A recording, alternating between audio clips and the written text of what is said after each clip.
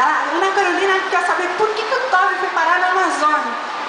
Eu vou contar a história do livro para vocês. Quando eu escrevi o segundo livro, Toby e os Mistérios da Floresta, a tia Gisele sempre faz os livros em tinta, em braille e audiolivro, em CD também para ouvir no computador. Eu cheguei perto da mesa da microfone, desculpa.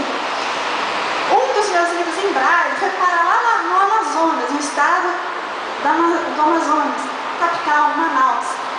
Um leitor cego, em braille, o segundo livro. Não sei por que caminhos, porque eu faço poucos livros, os livros são editados por mim mesmo, mas esse percorreu um caminho diferente, foi parar lá longe, em Manaus.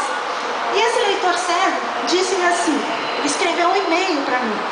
Gente, os cegos se comunicam por e-mail normalmente com a gente, tá?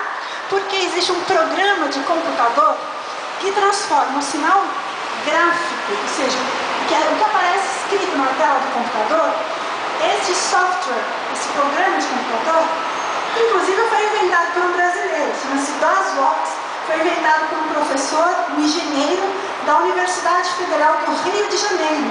Existem outros softwares importados.